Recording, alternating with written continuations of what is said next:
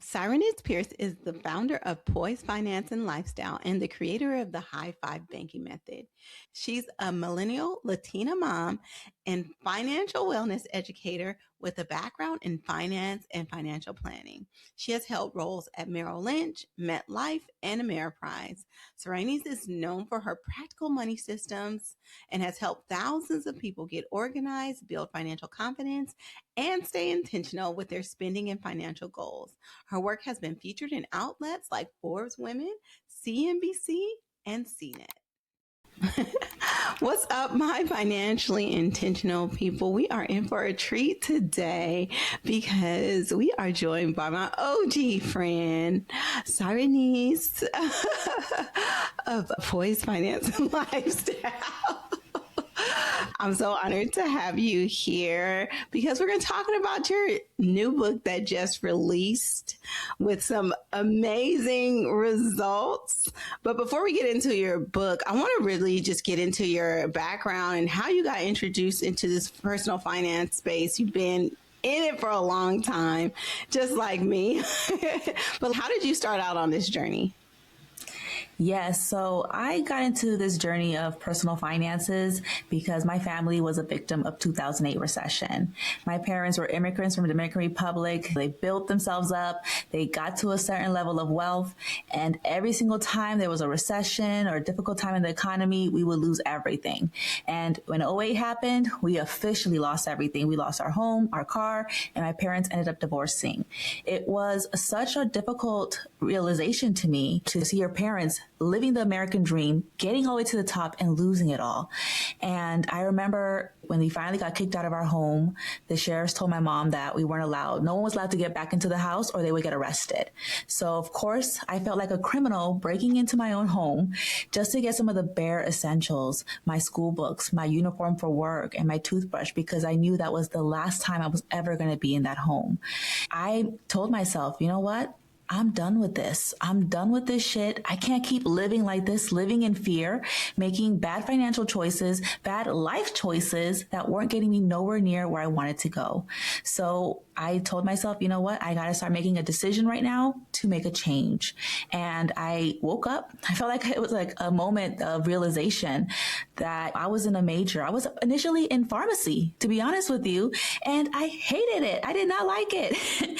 So I was making all of these choices that weren't reflective of where I wanted to go. They were all based out of fear. I wanted to have a career that was recession proof, and I wanted the financial security that was missing in my home. So when I transferred to my Cal State Northridge in LA, I eventually looked into finance and financial planning, and it felt like it was a ray of light. I was learning all of the tools and the strategies that I wish that our community had, because it wasn't just me, my family, that lost our home and everything. We had a lot of neighbors, a lot of friends and family all over the country that were struggling financially. And once I got into the industry, I was obsessed. There was strategies for retirement, for savings, for kids 529 plans so they can go to college. It just felt like a beautiful way to actually manage your finances. But again, when you walk into those buildings at Merrill Lynch, MetLife, and Ameriprise, you don't see people like you and me. You don't see young people. You don't see women coming in by themselves, and you don't see minorities coming in at all.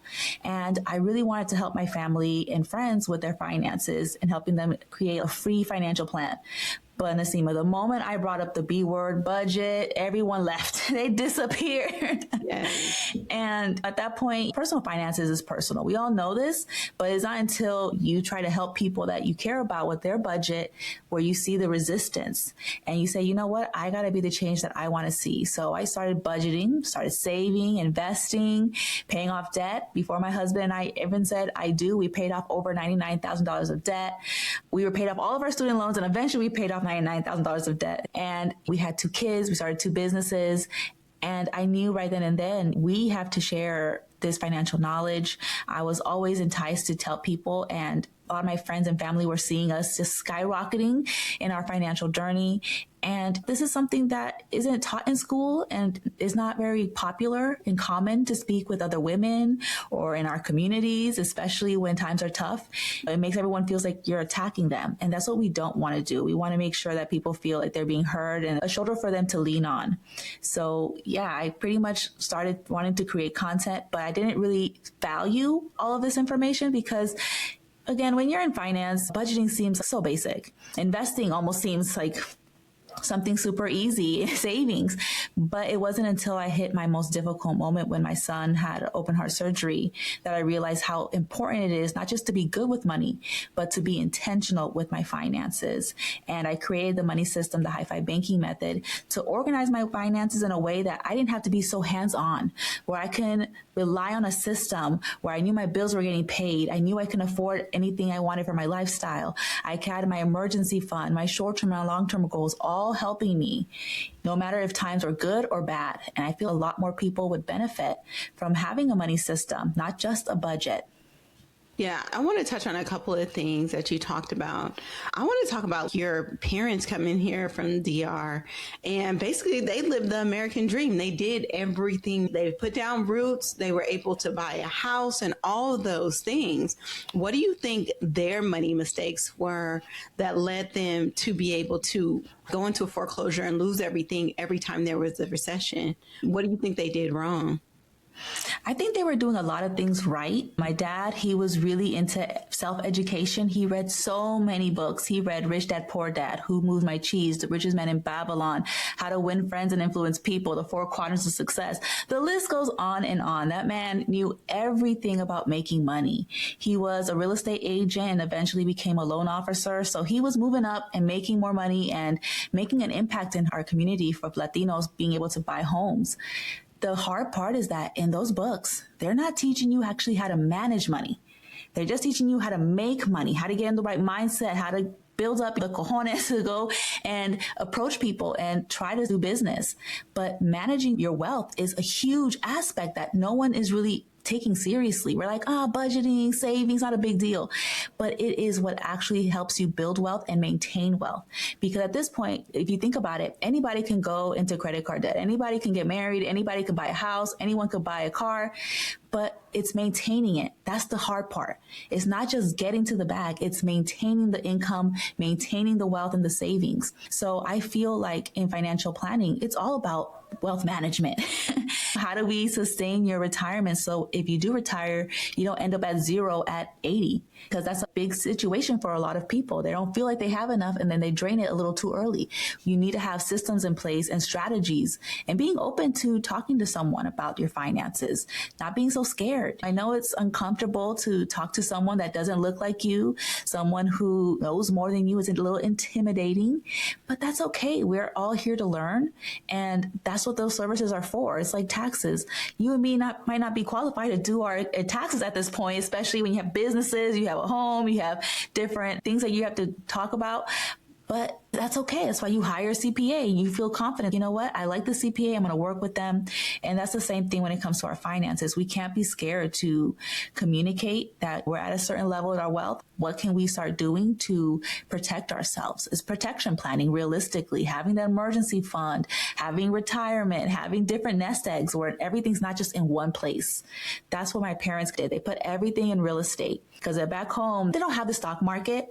The universities is still a thing that's being implemented.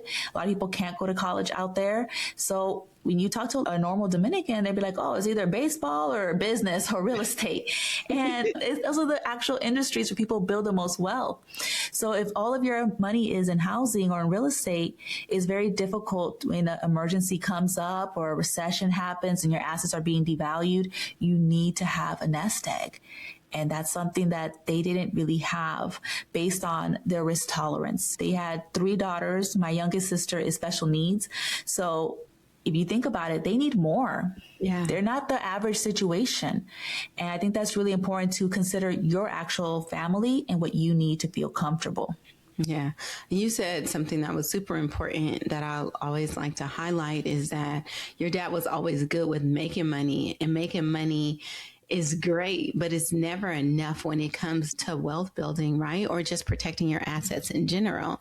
And a lot of people are of the mindset, I just have to make more. I just have to make more. And then I'll figure it all out or it'll all fall into place. And that never happens. That's one of the lessons that I had to learn. I was always great at making money, but I could never out earn my financial ignorance. And I think that's what a lot of people need to know. It starts from exactly where you are. And I love your high five banking method because it builds in a system around you subconsciously to manage that money so that you can have the things in place so that you can focus on these other things. And also, I love what you talk about as far as diversification in assets, because a housing crisis, when you're 100% invested in real estate, will wipe you out on so many different levels.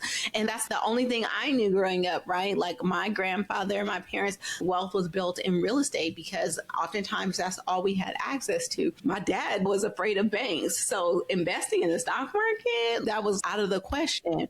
They just had certain tools available to them and they used the tools that they had. As we have so much available for us, things to access to build our wealth. But there still are those old money stories and those old beliefs, like the beliefs about talking about money is taboo and you don't tell people your business around money. All of those money stories dictate how we move forward in dealing with our finances. And you just brought up some really important points that are often overlooked when it comes to personal finance. Like you said, you have this finance degree, but you took for granted how important those essential things were. Because when you're at that level of finance, you're looking at big corporate finance, oftentimes macro level. And that's why even people with finance degrees do not have the best personal finances. I think people need to understand all those concepts to understand that if you're feeling you're in a place where you're not doing good with money, you're not alone, because there are so many things working against you. And there's only so much we have exposure to because of how we are raised and the things that the people that we keep in our company, right? The company we keep in our circle of influence. And so I think that's why it's super important that we have these platforms, that we are the faces of our communities that are often underrepresented, because people need to know that what's possible for them. And also we normalize these money conversations that sometimes people feel super overwhelmed in hearing, especially now with all of this information. So after you got your finance degree, did you work for any of these big companies or did you just branch out and do your own thing and start your own platform and all of that?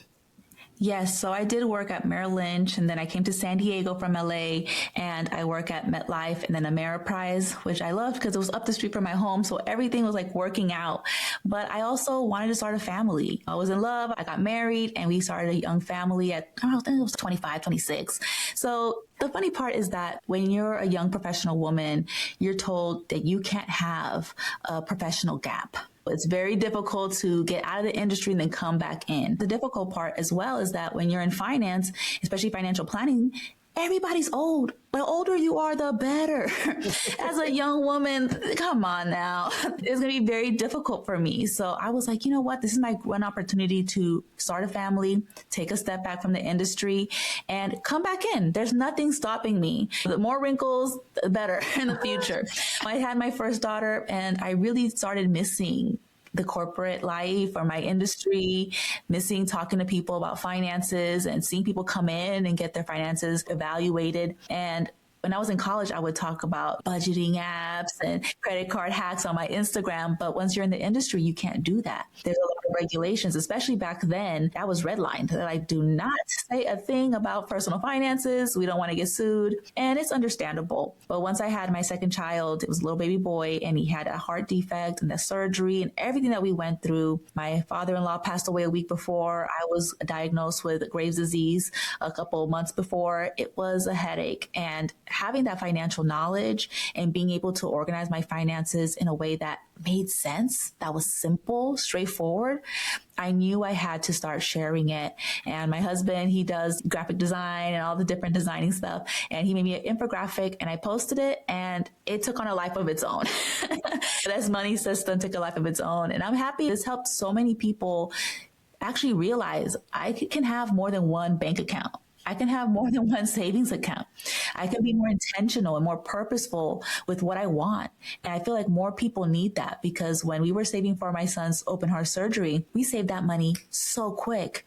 In about 2 weeks, my husband got a project after I did the budget of how much the surgery was going to cost. And after taxes, it ended up being almost exactly what the budget projected to be. And I knew exactly where to put that blessing at, not to let it dwindle away mysteriously. I was very clear, this money is for this. And when you are saving with intention, you are very purposeful in saving your, say, your tax refund, for example, or your bonus, and saying, I'm going to build up my emergency fund with this, make my life better, give myself more margin. Too many of us are dealing with so much in the real world with our careers, our health, our families, our aging parents, our kids. We need a break, and we need to stop making finances more complicated than they actually are. There's a way to make it simple, straightforward, and reliable. That's another thing that I think really benefits people when they're using the hi-fi banking method. It's reliable. It's built off financial planning principles of budgeting, saving for protection planning, and also saving for your dreams. Yeah. We're going to really talk in depth about the hi-fi banking method. I want to talk about the things that you were able to accomplish in spite of, because oftentimes we hear that we can't do that, or it was easy for you to do because, and that stands in the way of people actually like taking their finances seriously. So let me just do a little recap. And I know this is not everything that happened, but you were saying your son had to have open heart surgery. You had just lost your father-in-law. You had just got diagnosed with Graves' disease. And if you don't know anything about Graves' disease, it can be debilitating. It can basically take you out.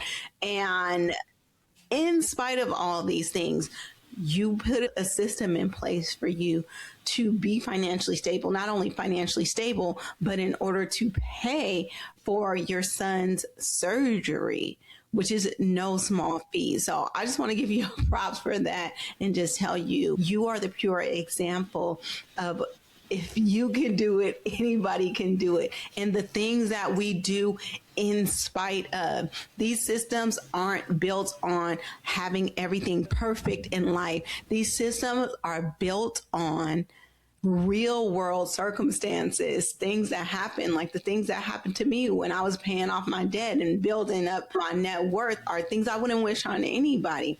But because I had intentional systems in place, I was still able to meet these financial goals. And that's what people need to understand. It's about putting the systems in place so that you're not scrambling when something happens. Even if you have a setback, you'll never go to rock bottom. Okay. And it's not about being perfect. It's not being linear. It's about having systems in place. And speaking of systems, let's talk about the hi-fi banking method and your incredible book that you have out about it. Yeah. Yes, absolutely. So to keep it simple, the hi-fi banking method is pretty much a money management system composed of 5 purpose-driven bank accounts, where you have 2 checking accounts, one for your bills and one for your lifestyle, and then 3 savings accounts, one for your emergency fund, your short-term and long-term goals. Now, all of these accounts don't just have a job, they have a purpose. And that's really important for people to understand, because a lot of times we're challenged at work, we're challenged at life. A lot of things are being thrown at us.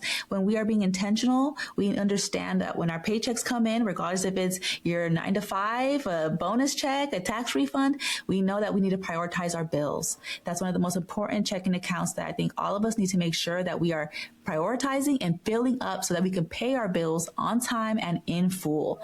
And now when it comes to the lifestyle account, for a lot of people, this is the account they pull back on. They're like, oh, I don't need that, I'm good. But we're all getting into credit card debt. This is a common thing. More and more people are getting themselves into credit card debt over lifestyle expenses, not even emergencies, because if it's a one-time thing, that's okay. That's different. But if it's lattes and going out to eat with your friends, buying a cute outfit, you can do those things. But once you start getting to the top of your budget, you need to cut it off. And that's what's really helpful for a lot of people, to start controlling their cash flow. Now, for the savings accounts, the emergency fund, the most important savings account is actually actually a protection plan against you and your other investments. If times go hard, you don't want to be pulling from your 401k or pulling equity from your home. You want to pull from your emergency fund. And that's really important. No matter if you are married, single, if you are just moving out for the first time out of college, you want to make sure you have that emergency fund. Now, for the short-term and long-term goals, I want to explain this a little bit because it might get a little confusing for people. The short-term goals, these are things that you want to achieve that take less than a year. Let's say you want to go on a vacation, you want to do a book buy at Costco, you want to pay for annual memberships like the zoo. Put that in your short-term goals account. And for your long-term goals account, this is going to be for goals that take more than a year, but less than 5 years. This could be you saving up for a home down payment, you wanting to buy a new car, taking a sabbatical. Put that money in there and feel confident that you have it when you need it. Love it. All right. And so these methods you've had in place and implemented them, but now you have a whole book about it. And I know you explained, yes. And you explained it so perfectly there. And it seems really succinct. But what else is in this book that people can benefit from? There's a lot of things, different strategies that I've been sharing in here that are never before seen. So they're all new. One of the biggest things that I want to help people get is more margin with their budget. So I teach something called the cut, keep, and reduce, where your game plan is to lower your cost of living if you need to, so that you can find that extra wiggle room to extend your emergency fund runway, to lower your cost of living, to save more and get more wiggle room. The best way to do this is when you're going through your bills, you're able to start becoming more strategic. A lot of times when we have a recession or job loss, we're like, we're going to cut everything. We're going to go cold turkey and disconnect our cell phone and everything. I don't want people to be approaching their finances from there, that mindset. Instead, I want you to look at every single expense in your bills and negotiate and figure out, what can I cut? What can I keep? And what do I need to start maneuvering? And for a lot of times, especially nowadays, you can change your cell phone bill and it's not a big deal if you go to Cricket. You can still keep your same phone number, your same phone. So if you're hitting hard times, you can start maneuvering a little bit more smoothly. A few other strategies that I talk about is the 2-week gap strategy. What I've realized when I used to work at a payday loan spot back in the day around 2010, before I knew about finances, I had no idea what I was getting myself into. There was so many people who were living paycheck to paycheck, needing to get payday loans at interest rates in the hundreds. This was not $20. This was huge interest rates. It was like 300%. It was crazy. Yes, even 400. It's wild. You wouldn't believe it. And what I realized when I was working there is that these people were making good money. If you didn't have a job and you didn't have a paycheck, they wouldn't qualify you for a loan. So it's not that they didn't have any money, that they were broke. The reality is that their paycheck was off sync with their bills. They were having a cash flow issue where they needed a little bit extra money to pay their bills and to get ahead. And what we're seeing, even in this country right now, if you're not using payday loans, you're probably using credit cards to help cash flow. And so the whole goal with the 2-week gap is to get you at least 2 weeks ahead of your bills and your paycheck, so that you aren't chasing your next paycheck, struggling, feeling like you need to use payday loans or credit cards or other financial tools that are going to charge you a ton of interest. And the way that we do this is that we're doing a no spend challenge, where you're taking 30 days, 60 days, or even 90 days, depending on your situation, where you postpone all lifestyle spending, all savings, all eating out and things like that, so that you can use that income to get ahead of your bills by at least 2 weeks. Now, again, if you have a tax refund coming in, this can help. If you have a bonus coming in, this can help. Something that I learned from my parents during the '08 recession. We are very creative. We have a lot of services and skill sets that we just don't utilize. My mom, she's Dominican. She was doing blowouts for money every single weekend. There's so many ways to make money. So I don't want people to limit themselves. Being paycheck to paycheck and living with that for decades, to me, seems extreme. We need to get to a point where we're finally out of this paycheck to paycheck lifestyle and we are ahead of our bills and not chasing our next paycheck, so that we can feel more confident in our finances and with ourselves, because our finances, sometimes it makes us feel we're behind or we're not doing good. And I don't want us to be mean to ourselves. Let's be kind to ourselves and utilize our finances, our paychecks, to make life easier. Now, a few other strategies that I talk about as well is some financial planning tips and the all hands meeting as a way to maintain the system. I was a big fan, I still am a big fan of those organization TV shows on Netflix. They come to your house, clean everything. But what I've noticed from those TV shows is that after a few months, the house is a mess again. What happened? Everything had a place and a nice little bin. Everything was color coordinated. But the reality is everything needs maintenance. Your budget needs maintenance. You and your spouse, if you're talking about money, needs maintenance. Your retirement account needs maintenance. Your investments need maintenance. This is normal, and I want to give you guys the tools to how you can actually maintain this hi-fi banking method so that it doesn't get out of whack, because sometimes life happens. I get it. I'm a mom too. I got 2 kids, homework to do, dinner to cook, but we really want to make sure that we're setting aside one time a month at least to review our budget, what happened the last 30 days, and also look forward. What are we going to do in the next 30 days? That's where we can start getting more proactive instead of being so reactive to everything that's going on. So those are just some of the strategies that I teach in the book that I'm excited for people to actually grasp. Yeah, it sounds like the book just meets people where they're at and brings them along on how they can just start now and implement a system so that it'll be their foundational system for dealing with their finances. You said some great things about maintaining, and I love the analogy you used.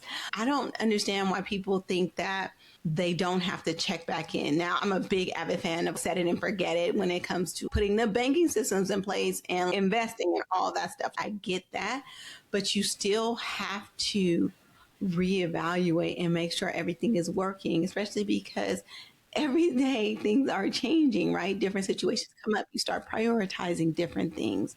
And your finances have to be maintained just like everything else. Why are you supposed to go to church once a week? You have to renew your faith. All of those things is the same thing. You should be constantly checking in at some point, especially if you're doing it with a partner. You should be touching base, making sure you guys are on the same page, making sure your goals still align. So I love that the book is giving people resources and a whole bunch of tools in order to get started and put these things in place to help them build just a better financial future. Just share with us how people can get the books. And I know they're flying off the shelves. They're selling out everywhere. And also where to keep up with you, because you have so many resources. You have so much good, digestible, bite-sized information on your platform. Yes, definitely. So the book is available everywhere that books are sold. Amazon, they're running a little low right now, but they're going to restock. You can get it on Barnes & Noble, Target, Walmart, Books A Million, wherever you love to buy books. And when it comes to my social media, where to find me, Poise Finance Lifestyle, I'm on Instagram, TikTok, YouTube, Lemonade, all of the fun and trendy social media sites. And yes, my website, if you want to get more information on the book as well, thepoiselifestyle.com. You guys can get a lot of different blogs and resources on how to manage the hi-fi banking method, especially if you're a married couple or if you're young and you're trying to figure out and you don't want to open up all 5 accounts, but you want to know where to start. I give a lot of tips and resources so that, again, it can meet you where you're at. That's the main point, definitely. Definitely. I love that. And let me just tell you, congratulations to you, because writing a book is no small feat and you're with a major publisher. So that says a lot about who you are and what you've accomplished. So I'm just going to give you your props again on that, because man, that is a really, really big deal.